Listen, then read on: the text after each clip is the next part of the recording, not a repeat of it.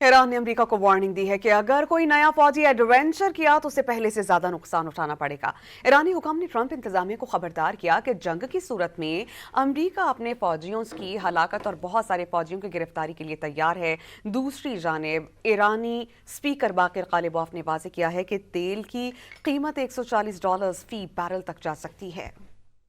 ایرانی supreme leader کے مشیر محسن رضائی نے امریکہ کو دوبارہ جنگ شروع کرنے پر فوجیوں کی ہلاکتوں اور جنگی بیڑے ڈبونے کا انتباہ جاری کر دیا۔ محسن رضائی نے کہا کہ امریکہ کے لیے سب سے کم مہنگا آپشن یہ ہے کہ وہ ایران کے 10 نکات کو تسلیم کر لے۔ اگر امریکہ جنگ میں داخل ہوتا ہے تو اسے یہ توقع رکھنی چاہیے کہ بڑی تعداد میں اس کے فوجی قیدی بنا لیے جائیں گے۔ دوسری جانب ایرانی بحریہ کے سربراہ ریئر ایڈمرل شہرام ایرانی نے بھی واضح کیا کہ ایران نے بحر عرب سے آبنۂ ہرمز کی ناکہ بندی کر رکھی ہے۔ امریکی مزید آگے بڑھیں تو فوری طور پر کارروائی کی جائے گی۔ اپنے شہداء کا بدلہ لینے کے لیے خون کے آخری قطرے تک متحد ہیں۔ سربراہ ایرانی بحریہ نے دشمن کو خوف زدہ کر دینے والا نیا ہتھیار جلد منظر عام پر لانے کا بھی اعلان کر دیا۔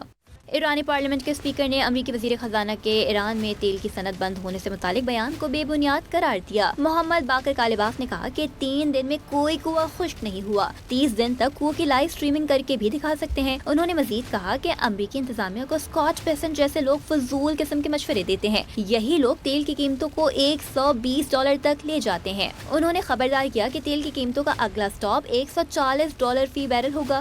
یہ مسئلہ نظریہ کا نہیں بلکہ ذہنیت کا ہے۔